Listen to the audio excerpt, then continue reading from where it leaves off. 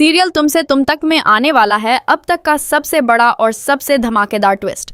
जी हाँ, इस बार जो होने वाला है वो देखकर आपका दिल खुश हो जाएगा, क्योंकि भाई जो अनु और आर्य की लव स्टोरी है ना, उसमें अब एक नया मोड़ आने वाला है।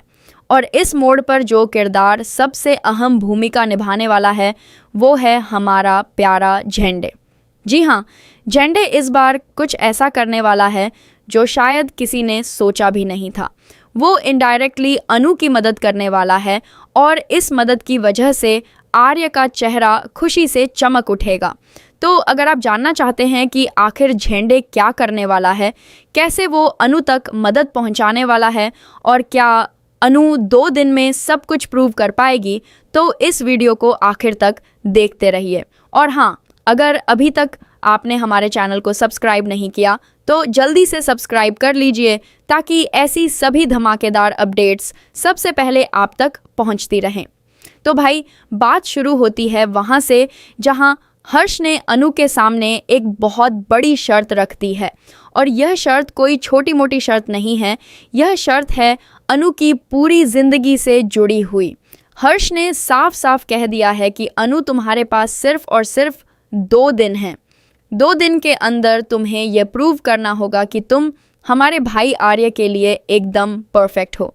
और सिर्फ यही नहीं, हर्ष ने यह भी कह दिया है कि तुम्हें हमारे घर के तौर तरीके सीखने होंगे, हमारा रहन सहन सीखना होगा, हमारे रीति रिवाज सीखने होंगे, और ये सब कुछ सीखना होगा सिर्फ 2 दिनों के अंदर।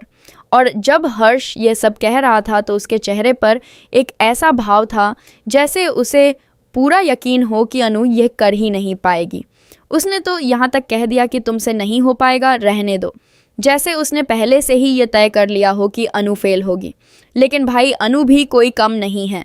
अनु ने एक पल भी नहीं सोचा और सीधे कह दिया कि नहीं नहीं, मैं करूँगी, आप चिंता मत कीजिए, 2 दिन के अंदर मैं प्रूव करके रहूँगी कि RS सर के लिए मैं एकदम परफेक्ट हूँ।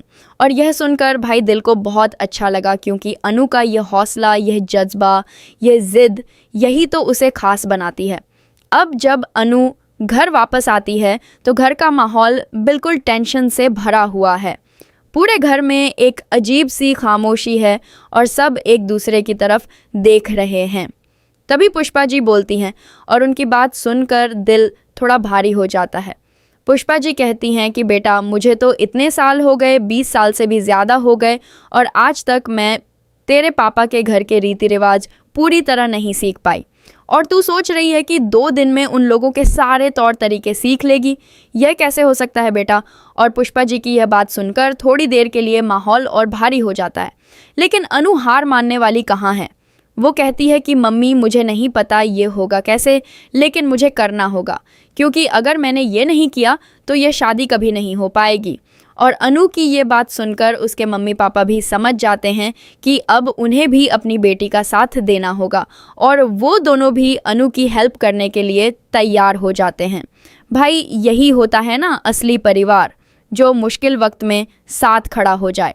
अब दूसरी तरफ जब आर्य को यह सब पता चलता है तो वो बिल्कुल भी खुश नहीं होता। आर्य का मन यह बिल्कुल नहीं मानता कि अनु को इस तरह की किसी परीक्षा से गुजरना पड़े। वो सीधे कहता है कि मैं हर्ष से बात करूंगा, अनु तुम्हें कोई टेंशन लेने की ज़रूरत नहीं है, ये सब गलत है और मैं इसे सही करूंगा। लेकिन तभी अनु जो है वो आर्य को रोकती है और कहती है कि आपको अपनी अनु पर भरोसा नहीं है क्या? आप चिंता मत कीजिए, सब कुछ सही होगा और अच्छे से होगा। और अनु की यह बात सुनकर आर्य के चेहरे पर एक अजीब सी मुस्कान और एक अजीब सी बेचैनी दोनों एक साथ नज़र आती हैं। वो अनु से प्यार करता है, उसे उस पर पूरा भरोसा है, लेकिन फिर भी मन में यह डर है कि कहीं कुछ गलत न हो जाए।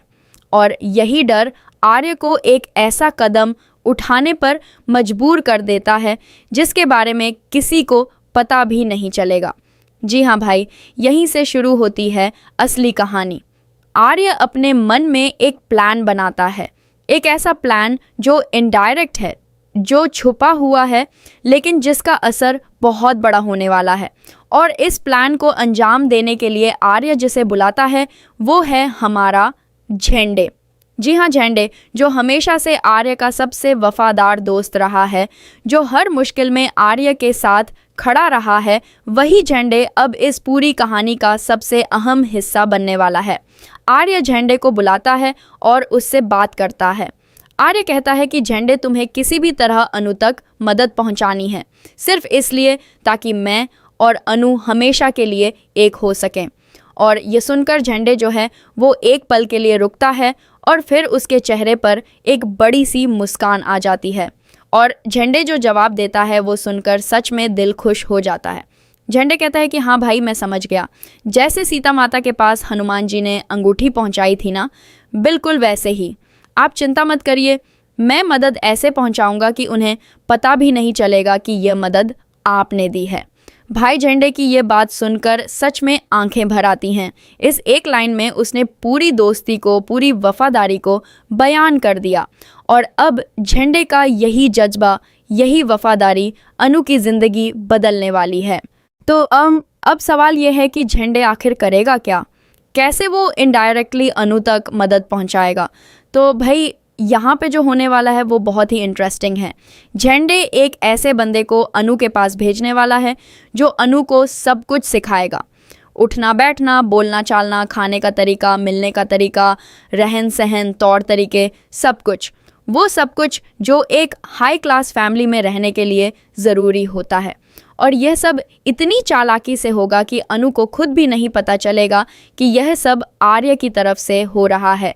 यही तो है इस पूरे प्लान की सबसे बड़ी खासियत। आर्य चाहता है कि अनु अपनी मेहनत से, अपनी काबिलियत से यह सब सीखे, लेकिन साथ में वो ये भी सुनिश्चित करना चाहता है कि अनु अकेली न रहे इस मुश्किल में, और इसीलिए वो झंडे के ज़रिए यह पूरा इंतज़ाम करता है। भाई यही तो है असली प्यार। जब आप किसी से इतना प्यार करते हैं कि उसकी मदद करने के लिए खुद पर्दे के पीछे चले जाते हैं, अपना नाम नहीं लेने देते, बस उसे कामयाब देखना चाहते हैं। आर्य का यह रूप देखकर सच में दिल पिघल जाता है। अब जब झंडे का भेजा हुआ वो बंदा अनु के पास पहुंचता है और उसे ट्रेनिंग देना शुरू करता है, तो यहाँ से शुरू होता है एक बिल्कुल नया और बहुत ही मज़ेदार सफ़र।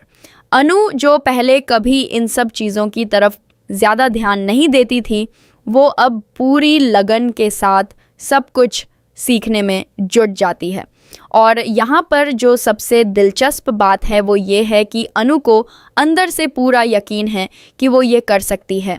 वो थकती है, हारती है, कभी कभी गिरती भी है, लेकिन रुकती नहीं। और यही उसकी सबसे बड़ी ताकत है। एक तरफ हर्ष है जो सोच रहा है कि अनु कभी ये नहीं कर पाएगी, और दूसरी तरफ अनु है जो हर पल यह साबित करने में लगी है कि वो सब कुछ कर सकती है। और इस पूरी कोशिश में उसे ना उस बंदे की ट्रेनिंग मिल रही है, ना उसके मम्मी पापा का साथ मिल रहा है, बल्कि उसे उस इंसान का अदृश्य साथ मिल रहा है जिससे वो सबसे ज़्यादा प्यार करती है, यानी आर्य। भले ही अनु को यह पता नहीं है, लेकिन आर्य हर पल उसके साथ है, बस पर्दे के पीछे से। और इधर जब आर्य को झंडे से यह पता चलता है कि अनु कितनी मेहनत कर रही है, कितनी लगन से सब सीख रही है, तो आर्य का चेहरा एक ऐसी खुशी से चमक उठता है जो पहले कभी नहीं देखी गई। आर्य को पता है कि अनु यह कर लेगी, उसे अनु पर पूरा भरोसा है। और यह भरोसा ही तो उनकी इस पूरी लव स्टोरी की सबसे खूबसूरत बात है।